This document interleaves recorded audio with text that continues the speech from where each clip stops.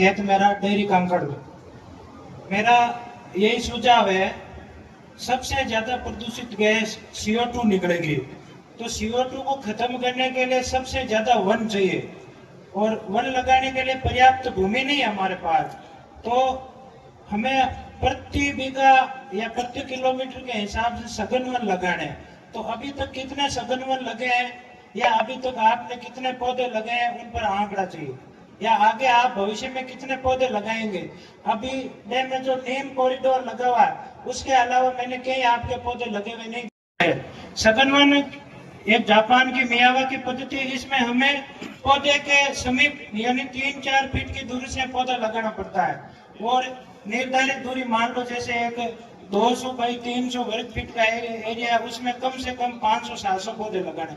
तो अभी तक आपने कितने सघन वन लगाए और कितने और लगाओगे, इस पर ये मेरा सुझाव है, आप नोट कर लो कि प्रत्येक गांव में कम से कम 5 बीघा में एक सघन वन लगाना। अभी एक डैम में, एक बदाना में, एक हरिमा में, एक सरासनी में, एक खैराट में, कम से कम आप शुरुआती में 5 बीघा गोचर या कोई अंगोर भूमि पकड़ो और उस पर एक सघन वन खड़ा करो। यह अभी जुलाई का टारगेट।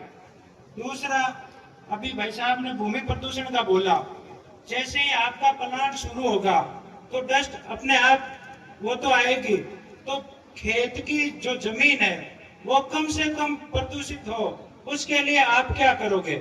मेरा सुझाव है कि किसान के साथ मिलकर रोइडा और खेजड़ी जैसे पौधों का रोपण उसकी सीव में करें, ताकि वो डस्ट सीव पर ही रुक जाए और पूरी जमीन बर्बाद न हो।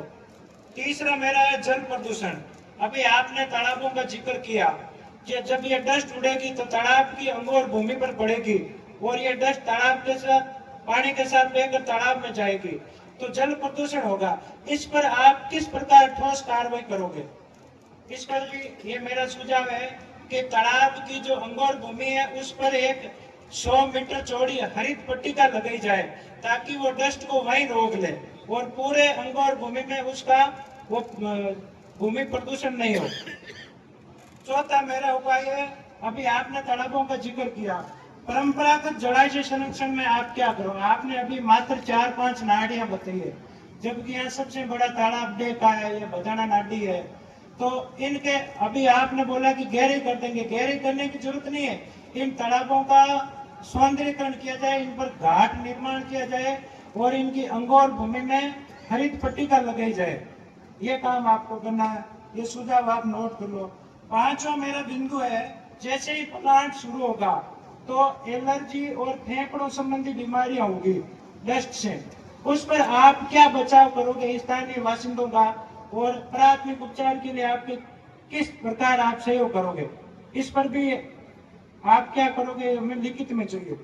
छठा मेरा बिंदु है, जो आपने प्लांट लगाया, जो भूमि वाप्त की है, वहां पर जितने वन्य जीव थे या पक्षी थे, उन बेचारों को जगह छोड़नी पड़ी है, उनके घरों को हमने बर्बाद किया, तो उनके शरण के लिए आपने क्या प्रयास किए अभी तक।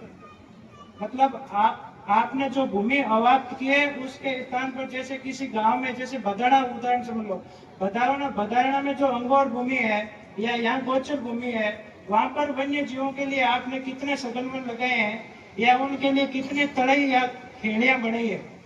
आपने जो अभी बोला ना कि 10 खेड़ियों का निर्माण किया, वो सिर्फ गायों के लिए है। तालाबों में छोटी छोटी तड़इयों का निर्माण भी हमें करना पड़ेगा, ताकि हिरण है, खरगोश है, लोमड़ी है, नीलगाय है, ये भी आराम से पानी पी सके। सातवां मेरा बिंदु है, जो खनन क्षेत्र आपने जैसे किसी मगरे को अवाप्त किए जमीन को अपने उद्योग में लिया है, तो वहाँ जो वन्य जीव प्रभावित हुए हैं उनके लिए आपने कई अन्य जगह क्या कोई ऐसी जमीन अवाप्त की है जहाँ वन्य जीव आराम से रह सके, पक्षी रह सके।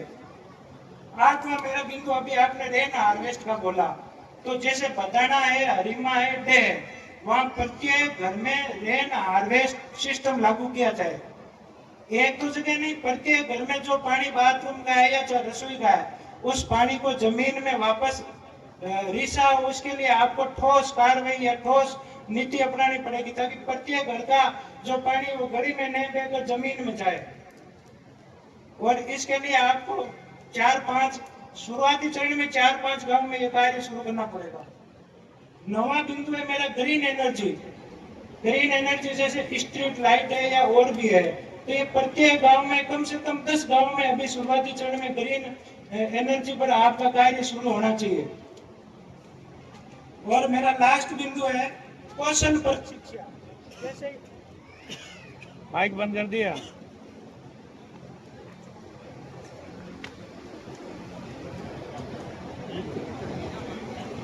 बटन तो नहीं होगा शिव जी, किताबों बटन किताब हाँ वही को चलो वही को चलो वही को। हाँ, अंतिम बिंदु है कौशल प्रशिक्षण। यहाँ के जो युवा है उनको कौशल प्रशिक्षण चाहिए, उन्हें प्रशिक्षण चाहिए। उनके लिए आप कौन कौन से कोर्स लागू करोगे। और जैसे यहाँ के जो अभी श्रमिक है, ये नहीं होना चाहिए कि यहाँ के श्रमिकों को 1 साल बाद में आपने चित्तौड़ की फैक्ट्री में भेज दिया या भीलवाड़ा भेज दिया। यहाँ के स्थानीय जितने भी श्रमिक है उनके लिए पर्याप्त सुविधा होनी चाहिए, समुचित रोजगार की व्यवस्था होनी चाहिए। उनके लिए आपने अभी शिक्षा, स्वास्थ्य या उनके आवास पर क्या क्या कार्य किया और आने वाले समय आप क्या क्या करोगे, इन सब पर ठोस और लिखित में हमें चाहिए। धन्यवाद।